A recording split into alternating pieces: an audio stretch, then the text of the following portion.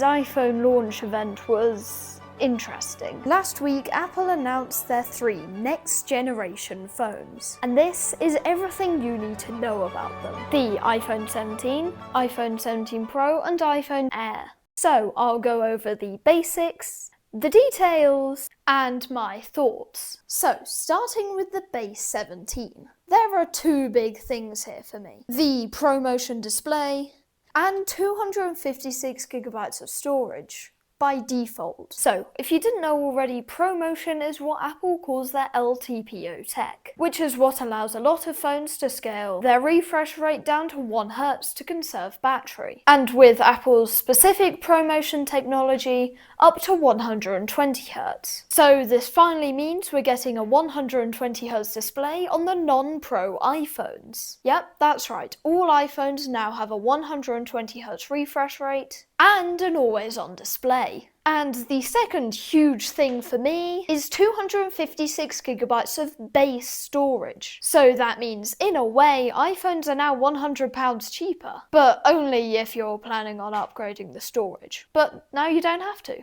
The rest of the phone is fairly normal, the design is mostly the same. The screen has gone from 6.1 inches to 6.3 inches, which has also seen a significant bezel reduction, but sadly also a slight increase in physical size. For colours, we have lavender, which is a light purple, sage, which is a light green, mist blue, a light blue, which is a bit of a mix between the 14's blue and the 16's ultramarine. But it is a bit disappointing to know that Apple's colour department could only wake up for 1 generation. And then finally white and black, which are both slightly more grey than before. So I quite like these new colours, especially that lavender, but it is a bit of a shame to know that Apple's resorted to their pastel colours again. Come on, you had it with the 16 and the 14, and the 13 and the 12 and the 11. So what on earth has happened to your cool colours, Apple? But hey, they're just colours, I know you're gonna put a case on it anyway. But there is also a new selfie camera, which is coming to all of these new phones this year, and you will either find this really useful or not notice it at all. It's now more versatile. Instead of having a 4x3 sensor, it's now square and slightly bigger. So this means that you can take horizontal selfies while the phone is in portrait. It's also 18 megapixels instead of 12, so it will be higher quality sometimes. It now has access to center stage as well. So if you have a large group that you want to capture in a FaceTime call, for example, which is kinda cool.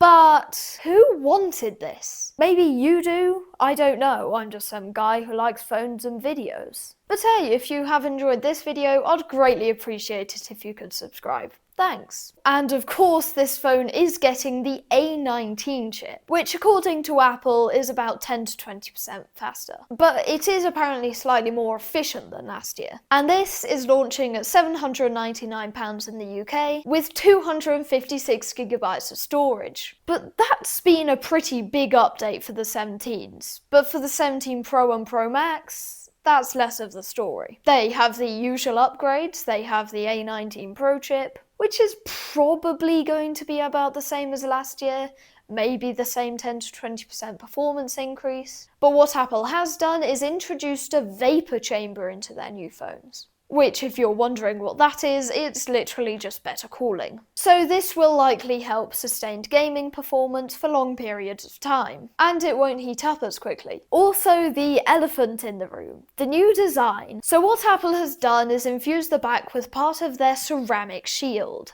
which has also got an upgrade this year. It's pretty much Apple's own version of Gorilla Glass, which goes on the front of their phones, but now it's on the back, obviously. But they have installed it on the back of the phone for increased durability. But unfortunately, in doing this, they for some reason replaced the entire titanium frame with aluminium again, and they're using this as a way of saying it's going to be lighter and more durable. And the ceramic shield is what that small rectangle on the back is. But an advantage to this new aluminium, which I'll easily take over durability, is the colours. which is much better than the grey, grey and grey on the previous phones. So 4 colours, there is silver, a mostly white design with a bit of grey sprinkled in there, cosmic orange, which is a sandy orange colour, and deep blue, which is quite similar to the iPhone 15 Pro's blue. For me, I actually quite like the white because of just how clean it is. The orange is gorgeous, and the blue is, well, just blue. I don't love it, but I will do anything for that orange colour. These phones also have the new selfie camera upgrade, so it has centre stage as well, just like all the iPads. But my big issue with centre stage and different portrait orientations for selfies is, can't you just move your hand? It makes sense on iPads because they're much thicker, heavier. Normally you're going to have them lying down on something. But with a phone, you're going to be holding it, so you can just move your hand. But hey, maybe some people will find this useful. The cameras have also seen quite a big upgrade. They are now all 48 megapixels, the 0.5 times, 1 times and 4 times zoom cameras. And yes, you heard me correctly, it's now 4 times, not 5 times. And you might think, what on earth is Apple doing? They just downgraded the camera. But thanks to this magical thing called software, the actual zoom quality should be better and it can now reach 40 times zoom. And the benefits to this 4 times over 5 times camera is that the telephoto will actually kick in earlier. So instead of having a not very good quality image from 3 to 4.9 times, you now have a not as good quality image from 3 to 3.9 times, which is a bit better. But other than a slight increase in battery size, that is all for this new iPhone 17 Pro generation. And these phones start at £1,099 for the Pro and £1,199 for the Pro Max, both starting at 256GB of storage. But Apple also unveiled what I think is going to sell the worst this year, the iPhone Air. This is an ultra-thin phone at just 5.6mm thin, and also has the ceramic shield from the Pros. And hopefully these materials will disencourage it from snapping in half, unlike another phone that had a 6 in the name. But really, Jerry Rig Everything's going to get his hands on this, and we know what's going to happen after that. It also has the performance of a Pro, kinda. It has the A19 Pro chip in it, but without the vapor chamber to keep it cool, which does make me think that maybe the reason why they added a vapor chamber in the first place is because it ran a little too hot for them. So that might end up being an issue with this. I would just like to say I was correct. I recorded this before Mr. Who's the Boss got his review sample, but after he did a benchmark on the iPhone 17 Air, it did horribly. So if you do want the full story, go watch his video, I'll link it from here. But long story short, the iPhone Air's performance is not good. So this makes me expect it will lose quite a lot of its performance after a bit. Again, the same improvements to the selfie camera, but unfortunately means only one 48 megapixel camera on the back. Yes, this is a fusion camera, which I still have no idea what means. So if I had to guess, this will be similar image quality to the iPhone 16e. It has a 6.5-inch display, and for colours you have sky blue, a light blue colour, but I would have quite liked to see a blue similar to the iPhone XR, but it is made out of titanium and Apple is incapable of colouring titanium. Light gold, similar to rose gold from the XS Max, except slightly lighter on the side rails and